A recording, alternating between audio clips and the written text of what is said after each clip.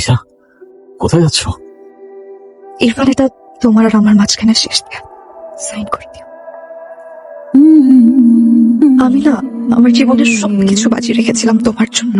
তুমি যখন 2 মাস রিহ্যাবে ছিলে, আমি প্রতিটা রাত মোনাজাতে কাটিয়েছি। আল্লাহর কাছে শুধু চেয়েছি যেন সে তোমাকে এই অন্ধকারের পথ থেকে ফিরিয়ে আনে। কিন্তু তোমার শরীরে যে বিষ বইছে তা আমার ভালোবাসার ক্ষমতার থেকে অনেক বেশি। আমি তোমাকে 2টা রাস্তা দেখিয়েছিলাম, একদিকে আমি আর আমাদের স্বপ্ন, অন্যদিকে তোমার সেই অন্ধকারের জগৎ যেটাকে তুমি বারবার বেছে নিয়েছো। ঈশা, ঈশা, সরি ঈশা। সরি?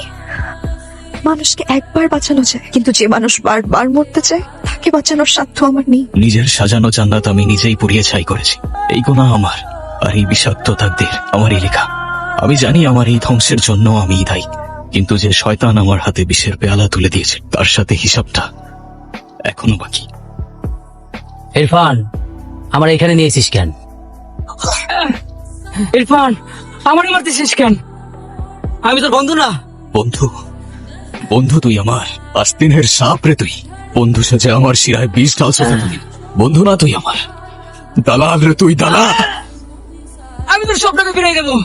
টাকা ফেরত দিবি তুই আমার, আর তোর ওই কাগজের নোট কি আমাকে সেই মুহূর্তগুলো ফিরাই দিতে পারবে যা আমি এই বিষের ঘরে হারাই? ফিরাই দিতে পারবি আমার মায়ের সেই শেষ সময়টা যখন আমার তার পাশে থাকার কথা ছিল, আর আমি ছিলাম তোর এই বিষের ঘরে? ফিরাই দিতে পারবি আমার ওয়াইফকে যে আজকে আমাকে ছেড়ে চলে গেছে? ফিরাই দিতে পারবি ঈশাকে? ফিরাই দিতে পারবি আমার মাকে? তোর কত টাকা লাগে আমি তোকে দেব। আমি জানি তুই পারবি না। নিজের হাতে নিজের ঘর জ্বালিয়েছি, সেই ছায়ের মাঝে কোনো আলো বাকি রয়ে গেছে কিনা জানি না। তাই আজ থেকে লড়াইটা আর দুনিয়ার সাথে নয়, বরং নিজের সাথে। ধ্বংসস্তূপের নিচে চাপা পড়ে থাকা এক মুঠো ছাই থেকে হলেও আমি খুঁজে বের করব আমার হারিয়ে ফেলা অস্তিত্ব। আয়, আমি জানতাম তুই ফিরে আসবি। আজ থেকে তোর নতুন জীবন শুরু। আমি তো আছি তোর পাশে, তাই না? তুই চিন্তা করিস না। মা, আপু কাঁদছে কেন? এতদিন পর গ্রামে আসলি, বাসায় যাবি না নানু ভাই? না নানু ভাই, উড়ে কোথাও চলে যাব, হারিয়ে যাব। তবে তার আগে তোমার সাথে একটু সুখ দুঃখ ভাগাভাগি করতে আসলাম। পাগলামি করিস না। কাগজের এক টুকরা সাদা নীল নকশাকে তোর মহব্বতকে মুছে দিতে পারবে? মানুষ তো শুধুমাত্র কলম দিয়ে সই করে, কিন্তু সবকিছু লেখা আছে ওই লাউহে মাহফুজে। তোর মতো হাসি খুশি একটা ছেলে কিভাবে এই নেশার চক্রে পড়লো রে নানু ভাই? সময়টা আমাদের গ্রাজুয়েশনের শেষের দিকে। ঈশার বার্থডে ছিল সেদিন। ওই একটা দিন আর একটা ভুল ডিসিশন। তুই তো নিজের হাতে বানিয়েছিস? হ্যাঁ। কেমন হয়েছে বল? সুন্দর হয়েছে না? আরে কিরে ইরফান, যার ছায়ার পিছু পিছু 4 বছর ঘুরঘুর করলি, গ্রাজুয়েশন শেষে এসে ওরই আংটি দিবি তুই? তোর তো কলেজ অনেক বড় হয়ে গেছে রে ভাই। আরে জনি, ওরে দিয়ে কিচ্ছু হবে না। একই ডিপার্টমেন্ট, একই সেকশনে পড়ে, কিন্তু আজ পর্যন্ত কোনোদিন হাই অব্দি বলতে পারে না। আর ও কিনা দিবে আরে আমি কি করব? আমি যখনই ভাবি কিছু বলতে যাব তখনই তো সব এলোমেলো হয়ে যায়। আজকে বার্থডে সেলিব্রেট করতে আসছে, এটাই তো শেষ চান্স। এবার সাহস না করলে সারা জীবন শুধু আফসোসটাই পকেটে নিয়ে ঘুরবি। শোন, তোর জন্য আমার কাছে একটা জিনিস আছে। এই নে, এটা ট্রাই কর। প্রথমে এটা খুলবি, তারপর ঢালবি। শুধু এতটুকুই, তোর কনফিডেন্স হাই করে দেবে। এইভাবে নাকে ধরবি, তারপর একটা নে ভিতরে। তখন তুই আর ইরফান থাকবি না, সুপারম্যান হয়ে যাবি। এই নে, ট্রাই কর। ইরফান ভাই, এসবের কোনো দরকার নাই। স্বাস্থ্যের জন্য কিন্তু খুবই এই, খারাপ। আমি খাই না? স্বাস্থ্যের জন্য ভালো না মানে? তুই খাইলে আজাইরা হতো কথা নাকি? কি আই লাভ ইউ। মানে? আমি খেয়াল রাখবো তোমার, কখনো একা রাস্তা পার হতে দেবো না, সবসময় ভালোবাসবো, আর ভালোবাসায় কখনো চিটিং করবো না। So will you marry me? এই কথা বলতে তোমার 4 বছর সময় লেগে গেল। তুমি কি ভাবছো আমি কিছুই বুঝতাম না? পেছনের বেঞ্চ থেকে আমাকে কে পাহারা দিচ্ছে সেটা আমি ঠিকই বুঝছি, তাই জন্যই এতদিন ওয়েট করছি। হ্যাঁ, মানে আমিও তোমাকে পছন্দ করি। I love you too. হ্যাঁ,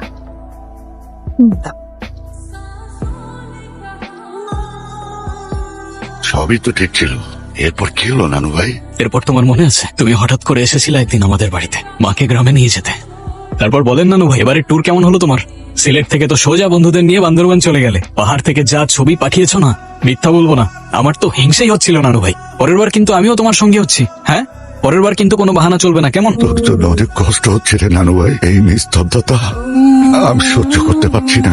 তোর বাবা যাওয়ার আগে এই সব বাড়ি গাড়ি সম্পত্তি সব তোকে দিয়ে গেছে, কিন্তু এখন থেকে হয়তো তোকে একা সবকিছু করতে শিখতে হবে। আরে তুমি তুমি কি বলছো নানু ভাই? আকাশ যখন মেঘে ঢাকা পড়ে তখন সূর্যকেও হার মানতে হয়। কি এটা? এখানে মায়ের নাম লেখা কেন? কি হয়েছে মায়ের? তোর মায়ের ক্যান্সার, তার লাস্ট স্টেজ চলছে। কেউ হয়তো বলেছে আমার সাথে তোর মা গ্রামে একটা কাজে যাচ্ছে, কিন্তু সত্যিটা হলো ওকে নিয়ে চিকিৎসার জন্য দেশের বাইরে যাচ্ছে। কোথাও একটা ভুল হচ্ছে। আমি আমি মাকে এখনই জিজ্ঞাসা করছি। খবরদার, নিজেকে নিয়ন্ত্রণ কর। তোর মা তোকে এই অবস্থায় দেখতে চায় না।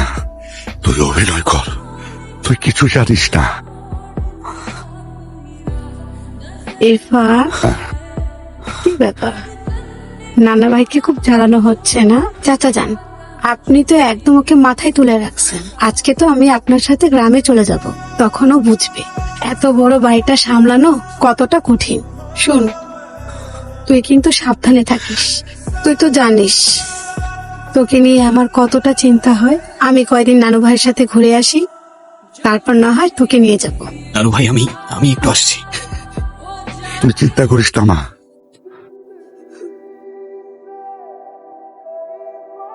একদিকে তুমি আর মা দেশের বাইরে চলে গেলা, আর অন্যদিকে আমি জনির সাথে আরো সময় কাটাতে থাকলাম। যেমন হীরা চেনে ব্যথার মানুষ, তেমন ব্যথার ওষুধ চেনে। লে, ধর। সমুদ্রের ওপার থেকে আসা ইম্পোর্টের জিনিস, একটা প্যাকেটে 5,000 টাকা হয়ে যাবে। ফ্রিতে দিতে পারবো না। আচ্ছা, তুই পুরোটাই রাখ। হ্যাঁ, দে রে।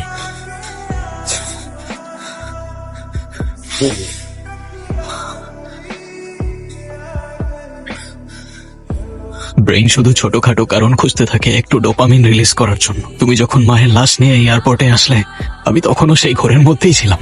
মাকে শেষবারের মতো ভালো করে দেখতেও পারলাম না আমি, নানু ভাই। তুই বড় দেরি করে ফেলেছিস নানু ভাই। তোর সেই অন্ধকার দিনেও ঈশা আলোর মতো তোর হাত ধরেছিল। বাবা মা নিজের ঘর ছেড়ে তোর শূন্য ঘরে উঠেছিল। মায়ের কথা খুব মনে পড়ে যে নানু ভাই, তখন আর নিজের ইমোশন গুলোকে কন্ট্রোল করতে পারি না আমি। এই একটা জিনিসই আমার মাকে ভুলিয়ে থাকতে শিখিয়েছিল আমায়। কিন্তু আমি এখন বুঝতে পারছি, আমি আমার মাকে আর ভুলে থাকতে চাই না নানু ভাই। মায়ের স্মৃতিগুলোকে ঘিরেই বেঁচে থাকতে চাই আমি। মরে যাওয়ার চেয়ে বেঁচে থাকাটাই আসল লড়াই নানু ভাই।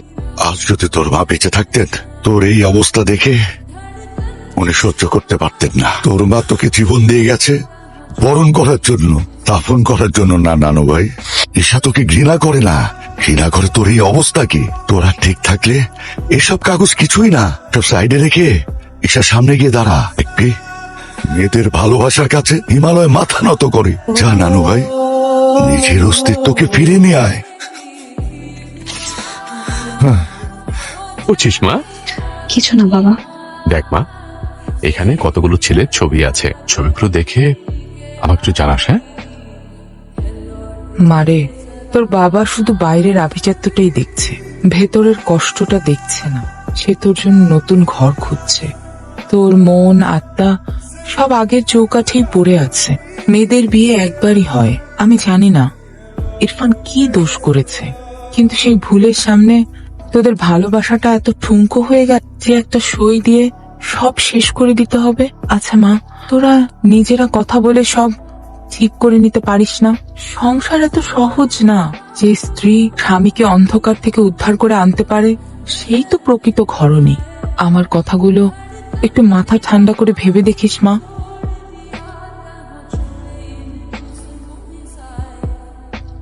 হ্যালো, মিস করছিলাম তোমাকে। করলেই বা কি হয়? আমি আমি সবকিছু ঠিক করতে চাই, ঠিক আগের মতো। আমি শেষবারের মতো কথা দিচ্ছি তোমাকে, আমাকে শেষবারের মতো একটাবার বিশ্বাস করে দেখো না প্লিজ। বিশ্বাস তো অনেক দামি জিনিস ইরফান। এসব কথা বাদ দিই। যদি আমার জন্য কিছু করতেই হয়, তাহলে একটা কাজ করো। ড্রয়ারে আমি ভুল করে একটা ছোট বক্স রেখে এসেছি। ওটা আমার খুব যত্নের জিনিস, ভালোবাসার জিনিস। যদি পারো ওটা একটু পার্সেল করে পাঠিয়ে দিও আমার কাছে। আমি চাই না আমার কোনো কিছু ওই বাসায় পড়ে থাকুক। রাখছি।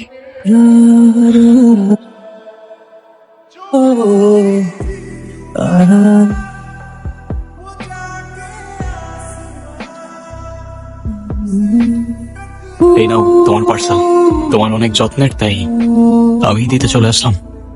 Thank you. আমার মেবি যাওয়া উচিত। কিছু বলবা? না, কি বলবো?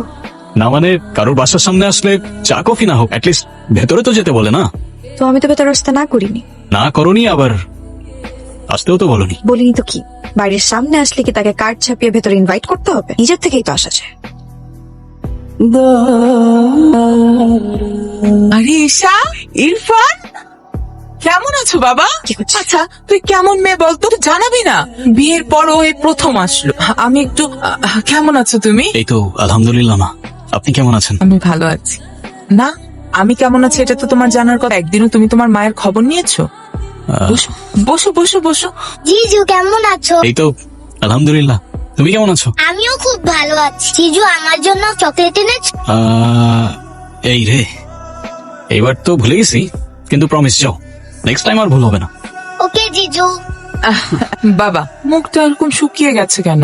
তুমি মনে হয় ঠিক মতো খাওয়া দাওয়া করো না। তা আজকেই তোমাকে চিংড়ি মাছের মালাইকারি করে দেবো, তুমি না অনেক পছন্দ করো। এসবের কোনো দরকার দরকার নেই এত যত্নের। তুমি বের হয়ে যাও এই বাড়ি থেকে।